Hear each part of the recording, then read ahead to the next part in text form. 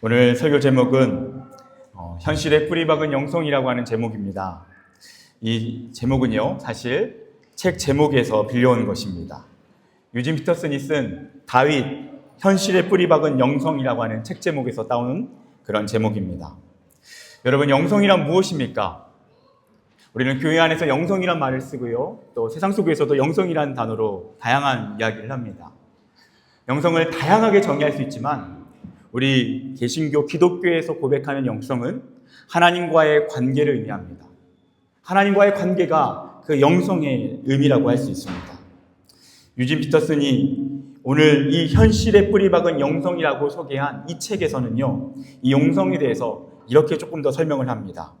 진짜 영성이란 땅에 발을 붙이지 않은 채 공중을 떠도는 뜬구름 잡는 이야기가 아닙니다. 먼지 풀풀 날리는 삶의 현장, 빗속에 펑크난 타이어, 도무지 해결되지 않는 현실, 그리고 나를 죽이러 달려드는 억울한 적대자 한가운데서 하나님의 다스리심을 발견하는 것입니다. 여러분, 그렇습니다. 영성이라고 하는 단어는요, 우리가 교회에 한번 나와서 드리는 일주일에 주일 예배 때 사용하는 언어만이 아니라 영성은 사실 하나님과 함께 살아가는 우리의 모든 삶, 모든 현실, 모든 일상을 포함하는 그런 의미라고 할 수 있습니다. 그래서 영성은요, 진정한 영성은 만만치 않은 우리의 현실 속에서 꽃 피우는 것입니다. 그 현실 속에서 열매 맺는 것입니다. 그것이 진정한 영성입니다. 또한 책에서는 다음과 같은 내용도 등장합니다. 한번 들어보십시오. 목회자 중심주의가 지배하는 이 세대에 평범한 신앙인들은 점점 수동적인 영적 소비자로 밀려나가고 있습니다. 교회 장의자에 수동적으로 앉아 종교 상품을 구매하고 영양가 없는 위로에만 매달리는 흐늘흐늘한 영혼들이 있습니다. 이 말이 굉장히 우리에게 뭔가 깊은 어떤 도전을 주지 않습니까? 오늘날 많은 현대 교회 안에 어떤 모습들이냐면요, 수동적인 영적 소비자들이 너무 많다라는 것입니다. 그래서 와서 무엇을 소비하냐면 소비함을 통해서 위로를 구입합니다. 영양가 없는 위로, 별로 복음의 본질에 맞닿아 있지 않은 위로를 그냥 구입하고 그것으로 만족하고 안주해서 그냥 하루를, 그리고 한 주를 겨우겨우 살아냅니다. 그리고 또다시 주일에 와서 똑같은 방식의 패턴으로 반복하는 것입니다. 유진 피터슨은요, 진정한 신앙인이란 수동적인 영적 소비자가 아니라는 것을 의미하고요, 진정한 신앙인이란 현실 속에서 적극적인 사명자로 살아가는 것이다 라는 것을 이야기하는 것입니다. 우리의 신앙은 일주일에 한 번 교회에서 하는 것이 아니라 진정한 신앙은 바로 우리의 일주일의 모든 삶, 특별히 우리의 일상, 우리의 현실, 우리가 살아가는 삶의 현장에서 치열하게 그곳에서 열매 맺는 것이 진정한 신앙이라는 것입니다. 그렇기 때문에요, 현실은 무엇입니까? 현실은요, 우리의 신앙생활의 가장 중요한 현장입니다. 현실은요, 우리의 영성이 꽃피어야 할 가장 중요한 삶의 터전이라는 것입니다. 유진 피터슨은 그렇게 현실에 뿌리 박은 영성, 현실과 도피된 영성이 아니라, 현실에서 벗어난 영성이 아니라 현실에 뿌리 박은 영성으로 살아갔던 한 남자 다윗을 이야기하고요, 저는 또 다른 한 명의 중요한 현실에 뿌리 박은 영성가 느헤미야를 여러분에게 제시하고 싶습니다. 지난주에 설교에 말씀드렸듯이 느헤미야는요, 페르시아의 성공한 유대인이었습니다.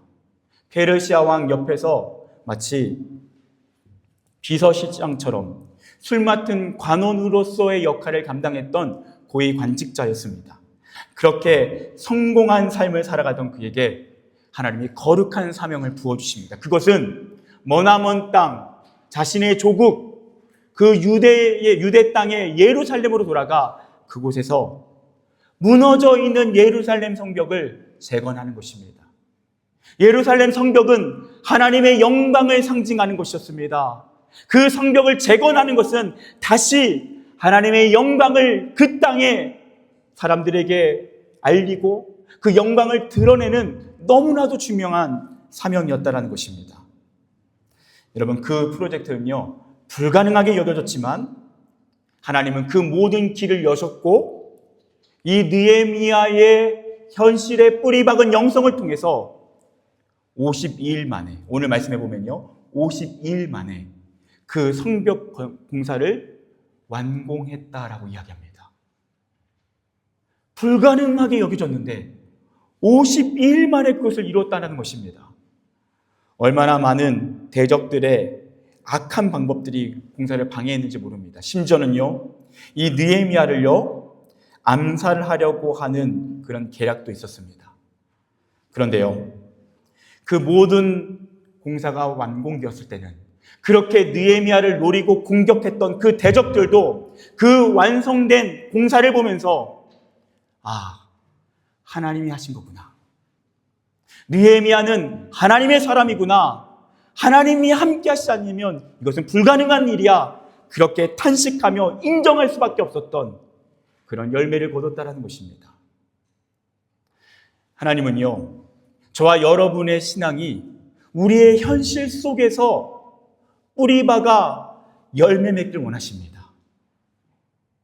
일주일에 한 번 교회에 와서 이곳에서 우리의 신앙을 드러내는 것이 아니라 진정하게 우리의 신앙이 드러나야 될 삶의 자리는 바로 그 삶의 한복판 현실이라고 말씀하시는 것입니다.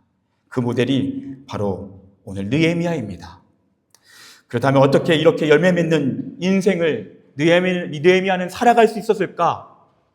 저는 먼저 아마존의 창립자인 제프 베이조스의 이야기로 여러분에게 좀 말씀드리고 싶습니다. 여러분, 아마존 하면요, 어떻습니까? 전 세계에서 가장 유명한, 가장 성공한 기업으로 알려졌죠. 당연히 성공한 기업들은요, 최고의 인재를 채용하는 것을 가장 중요하게 생각합니다. 이 아마존의 창립자인 제프 베이조스는요, 한번 그런 질문을 뒀습니다. 사람을 채용할 때 가장 중요하게 보는 것이 무엇입니까? 라고 묻습니다. 그때 뭐라고 대답했는지 혹시 아십니까? 혹시 아시는 분 계십니까? 너무 충격적인 이야기를 하는데요. 뭐라고 하는지 말씀드릴까요? 그가 뭐라고 대답하냐면요, 저는 그 사람이 선교사인지를 봅니다 라고 대답합니다. 실제로 미셔너리라고 하는 단어를 씁니다. 그 사람이 선교사의 태도를 가진 사람이라면 바로 채용합니다. 제가 제일 중요하게 생각하는 것은 그 사람이 선교사인지 아닌지입니다.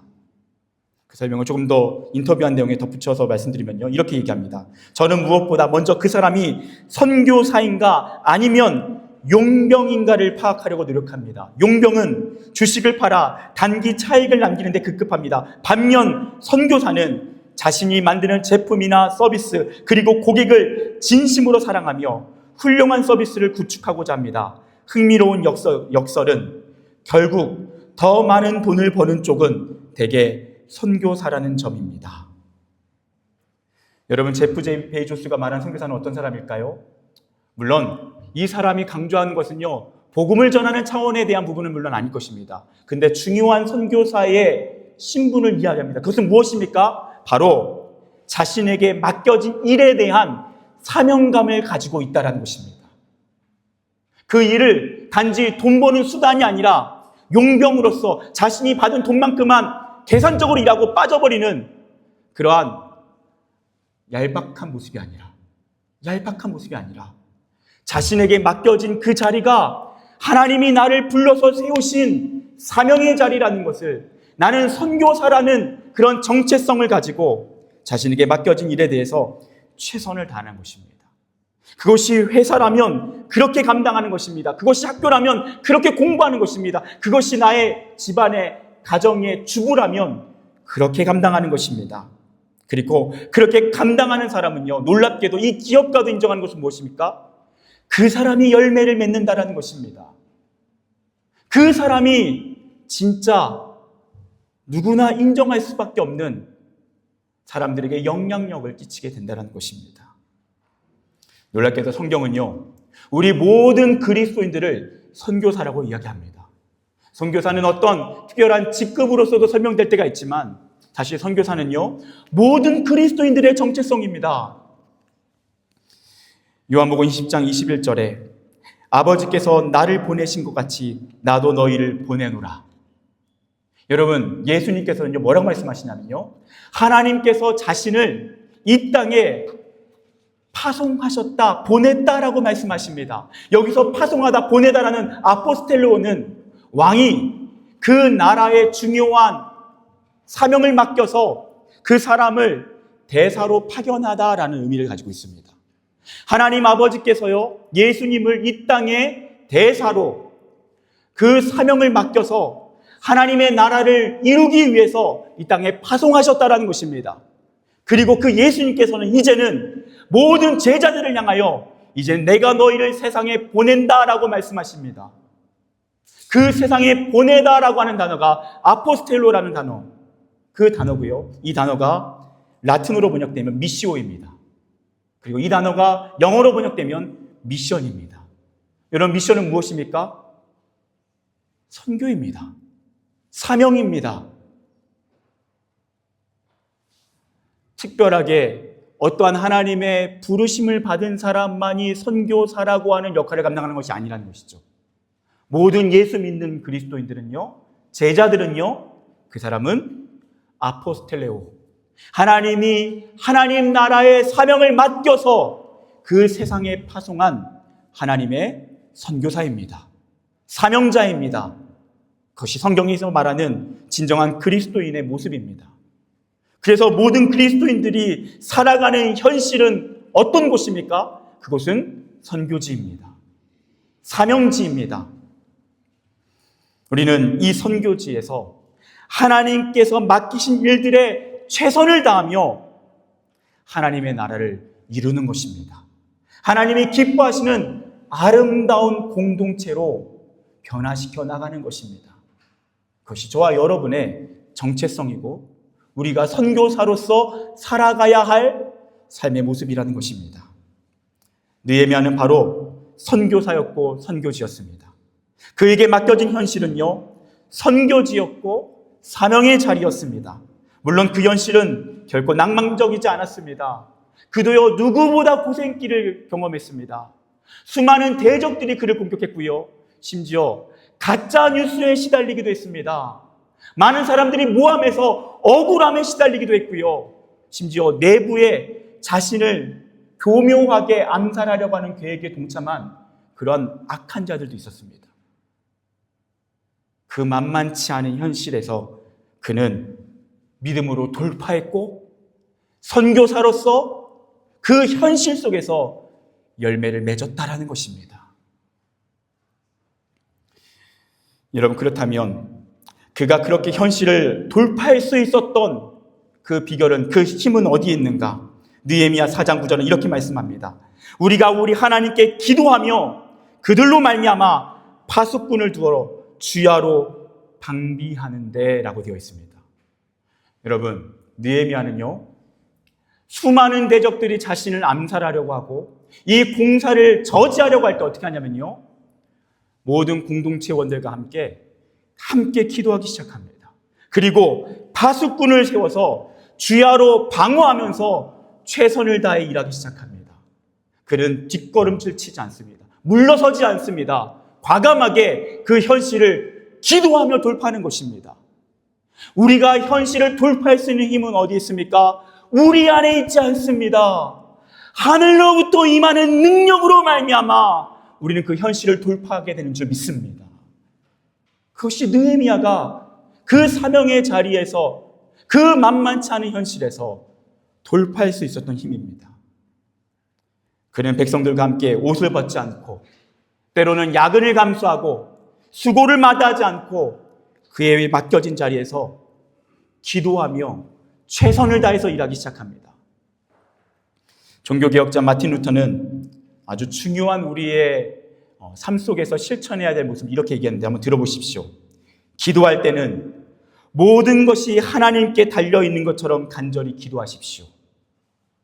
그러고 나서 일할 때는 모든 것이 당신에게 달려있는 것처럼 최선을 다해 일하십시오. 사랑하는 여러분, 우리는 어떻게 현실 속에서 하나님께서 원하시는 열매를 맺을 수 있습니까? 그것은요, 모든 것이 하나님께 달려있는 것처럼 끊임없이 기도하는 것입니다. 그리고요, 기도만 하는 것이 아니죠. 우리에게 맡겨진 일을 할 때는 모든 것이 내 자신에게 달려있는 것처럼 최선을 다해서 일하는 것입니다. 누가 봐도 인정할 수밖에 없는, 저 사람은 하나님이 맡기신 사명을 감당하는 사람이야, 선교사야 라고 보일 정도로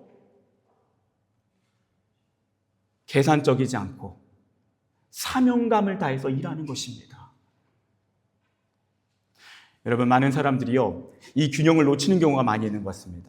어떤 사람은 참 기도를 많이 합니다. 근데 중요한 것은요, 현실 속에서 일하는 것에 대해서는 대충 하는 경우가 있습니다. 반대로 어떤 사람은요, 정말 일하는 것에 대해서는 최선을 다합니다. 근데 중요한 것은 그 일을 감당하기 위해서 전제가 되어야 할 하나님의 은혜에 대해서는 너무나도 무감각한 경우가 있다는 것입니다. 사랑하는 여러분, 하나님은 우리의 기도를 들으십니다. 그리고 우리의 성실함을 보십니다. 다시 한번요. 하나님은 우리의 기도를 들으시고요, 우리의 성실함을 보십니다. 그리고 기도와 성실함이 만난 그 자리에 열매를 맺게 하십니다. 여러분, 지금 우리에게 무엇이 부족한지를 한번 생각해 봅시다. 여러분, 기도가 부족하십니까? 여러분, 모든 것이 하나님께 달려있다는 것을 기억하고 기도하십시오. 여러분, 혹시 성실하게 일하지 않고 최선을 다해서 일하지 않고 있는 모습이 있습니까?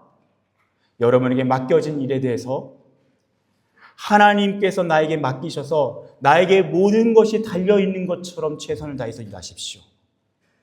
느헤미야는 그렇게 일했고, 그렇게 현실 속에서 최선을 다할 때 하나님께서 열매 맺게 하셨습니다. 그것이 느헤미야가 열매 맺을 수 있었던 영성의 비결이었다는 것이죠. 또한 우리가 주목해야 될 이 느헤미야의 말씀의 상황이 있습니다. 느헤미야 5장에 보면요, 느헤미야에게 또다시 엄청난 위기가 찾아옵니다. 그 위기는 어떤 상황입니까? 많은 백성들이요, 성벽 공사하기를 거부합니다. 거부하면서 오히려 원망을 쏟아내고요, 그리고 말도 막 이게 험악한 말을 내뱉으면서 이 느헤미야의 공사에 대해서 반대합니다. 그럼 그 이유가 무엇인지 아십니까? 느헤미야는요, 먼저 그 백성들의 소리에 귀 기울입니다. 그리고 백성들의 소리에 귀 기울였더니 충분한 그럴 만한 이유가 있었다는 것을 깨닫습니다. 그들이 살고 있었던 삶의 현실은요, 흉년이었습니다.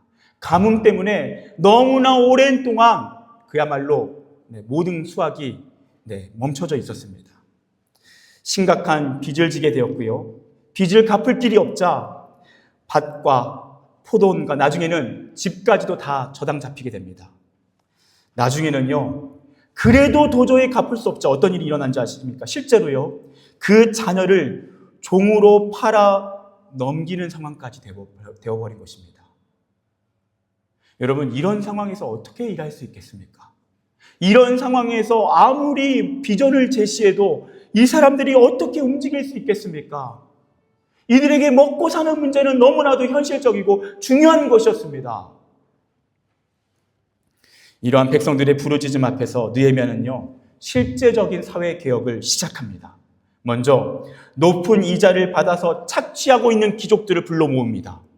그들을 훈계하고요, 책망하고요, 설득해서 하나님 말씀 앞에서 우리가 살아가야 할 그 사랑의 삶이 무엇인지를 가르치면서 더 이상은 이자를 받지 않도록 그 이자 받는 행위를 멈추게 합니다. 그리고요, 지나치게 부당 잡고 있는 것들을 돌려주게 합니다. 그리고 백성들의 세금을 통해서 자신이 받고 있는 월급, 그것들을요, 가감하게 받지 않습니다. 12년 동안 월급을 받지 않습니다. 물론 그는 페르시아의 중요한 관직의 사람이었기 때문에 모아놓은 재산이 있었기 때문에 가능했을 것입니다. 그럼에도 그가 그럴 수 있었던 가장 큰 이유는 자녀를 종으로 팔아 넘기는 백성들의 비참한 현실 앞에 함께 참여하기 위해서였기 때문입니다. 그는 진정한 지도자였습니다. 그리고요, 이전의 총독들은요, 아주 자질구레한 것까지도 백성들에게 요구해서 자신의 주머니를 치웠습니다. 그런데 그 모든 부당한 요구를 금지시킵니다. 그리고 그는 이렇게 자신이 결단할 수 있었던 이유를 느헤미야 5장 15절에서 이렇게 고백합니다. 나는 하나님을 경외함으로 이같이 행하지 아니하고. 여러분, 무엇 때문에 느헤미야가 이렇게 할 수 있었다고요? 하나님을 경외했기 때문입니다. 하나님을 두려워했기 때문이고요. 하나님을 사랑했기 때문입니다. 그래서 그는 하나님이 기뻐하시는 모습을 선택할 수 있었습니다. 자신은 총독으로서 어떻게 하는 것이 하나님이 기뻐하시는 일인지를 분별했다는 것입니다. 그렇습니다, 여러분. 하나님을 경외하는 사람은 정직하게 일합니다. 하나님을 경외하는 사람은 돈보다 사람을 더 중요하게 여깁니다. 하나님을 경외하는 사람은 일보다 사람을 중요하게 여깁니다. 사익보다 공익을 우선적인 가치로 추구합니다.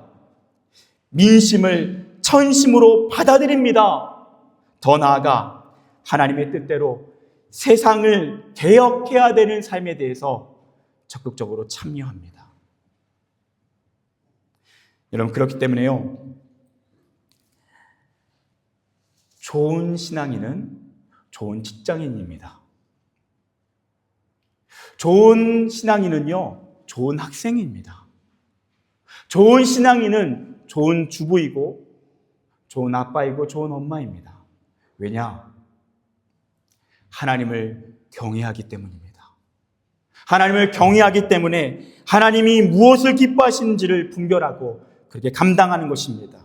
그가 그렇게 사람들을 세우고 사람들을 하나님의 바른 마음으로 품고 나아갈 때에 사람들의 마음이 하나가 되기 시작합니다. 느헤미야의 진정성에 참여하기 시작합니다. 그리고 그들이 뜻을 합하여 함께 헌신할 때에 52일 만에 성벽이 완공되는 기적을 이룬 것입니다. 여러분, 하나님을 경외하는 사람, 그리고 하나님을 경외하기 때문에 하나님의 뜻대로 자신에게 맡겨진 일을 감당하는 사람, 그 사람은요, 이렇게 현실 속에서 열매를 맺습니다. 여러분, 한국에서 맛있는 토스트집을 혹시 아십니까? 이삭 토스트라고 아시나요? 이삭 토스트 아시죠? 프랑스에 있다 보니까 저도 한 번씩 기억날 때가 있습니다. 특별히 그 이삭 토스트에 그 키위 소스가 들어가서 이렇게 먹는 거 여러분 아시죠? 참 맛있습니다. 여러분, 이 이삭 토스트가 800개가 넘는 매장을 보유한 아주 큰 프랜차이즈입니다. 근데 이 이삭 토스트를 운영하는 회사 대표님은요, 김학영 권사님이십니다. 아주 신실한 권사님이신데요, 이 토스트 식당을 운영하게 된 계기는 갑자기 남편의 건강이 악화되면서 생활 전선에 뛰어들 수밖에 없었기 때문입니다. 자기가 돈을 벌어야 했기 때문입니다. 그래서 정말 힘겹게 시작한 사업이 이삭 토스트였습니다. 그런데 새로운 소스를 발명하고 그렇게 많은 인기를 얻게 되면서 처음에는 프랜차이즈를 할 생각이 전혀 없었는데 나중에는 시작하게 되었습니다. 그 시작하게 된 계기가 참 재밌는데요, 어느 날 낯선 사람이 찾아와서 그 토스트를 만들고 있는 자신에게 자신의 딱한 상황을 이야기하기 시작했습니다. 이것 때문에 힘들고 이것 때문에 힘들어서 나는 이제 앞으로 어떻게 살아가야 될지 모르겠습니다. 그 이야기를 듣고 그 토스트 장사를 한번 해보는 거 어떻습니까? 라고 물어보니까요, 그분이 죄송하지만 저에게 돈이 하나도 없습니다. 저에게는 불가능하겠네요. 라고 얘기하죠. 이 김 권사님이요, 집에 돌아갑니다. 그런데 계속 이 사람의 상황이, 그 이야기가 마음이 떠나지 않는 것입니다. 그 사람을 찾고요, 수소문해서 찾아서 자신의 사비 8천만 원을 들여 이 알지 못하는 사람에게 가게를 차려준 것이 프랜차이즈의 시작입니다. 그렇게 처음으로 이삭 토스트 첫 체인점이 생기고요, 그때부터 한 사람, 두 사람, 그렇게 어려움 만난 사람들이 찾아와서 이삭 토스트를 열게 해달라고 하고, 그렇게 하다 보니까 커지게 된 겁니다. 근데 이분이 프랜차이즈를 운영하는 방식이 참 이해가 안 됩니다. 먼저 기본적으로 프랜차이즈란 어떻습니까? 가맹비를 받아야죠. 가맹비를 받지 않습니다. 보통 인테리어를 할 때 운영하는 사람들이 이익을 많이 취하는데요. 인테리어 비용도요, 그냥 그 인테리어 회사와 직접 연결을 해줘서 그냥 거기서 알아서 하게 합니다. 중간에서 전혀 어떠한 비용도 챙기지 않습니다. 그리고요, 재료라든지 어떠한 그 안에 사용되어지는 모든 물품들을요, 굳이 꼭 이 회사의 것을 사용하지 않아도 되고요. 근데 결국 다 회사의 것을 이용합니다. 왜냐하면 정말 최고의 저렴한 비용으로 제공하기 때문입니다. 거의 남기지 않고, 어떻게 하면 우리 가맹점들이 가장 편안하게 사용할 수 있을까? 제일 저렴한 가격으로 그것을 제공하기 시작합니다. 나중에는요, 돈이 없는 분들에게 사비로 가게를 차려주게 되고요. 근데 그 차렸다가 가게가 망해서 돌려받지 못한 돈이 몇 억이 된다고 합니다. 세상 사람들이 보면 너무 이해되지 않고 어리석어 보이는데, 그런데 이분은요, 그래도 자기는 돈을 벌고 있다고 그렇게 이야기하면서 겸손하게 이야기합니다. 그래서 누군가 물어봅니다. 아니, 왜 이렇게 일반적으로 납득되지 않는 방식으로 가게를 운영하십니까? 그러자 김 권사님이 이렇게 대답하십니다. 저는 저를 찾아오신 분들을 가뭄 만난 저의 이웃이라고 생각합니다. 그리고 내가 이 땅에 살아있으므로 단 한 사람이라도 행복하다면 저는 그것이 진정한 성공이라고 생각합니다. 사랑하는 여러분, 진정한 그리스도인은 세상의 가치관대로 휩쓸려 가지 않습니다.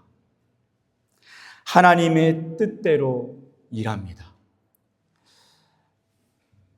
사랑하는 여러분, 하나님을 경외함으로 정직하게 일하십시오. 세상의 방식으로 거짓과 타협하지 않고 부정직함과 타협하지 말고 진실하게 일하십시오. 돈보다 일보다 사람을 더 중요하게 생각하십시오.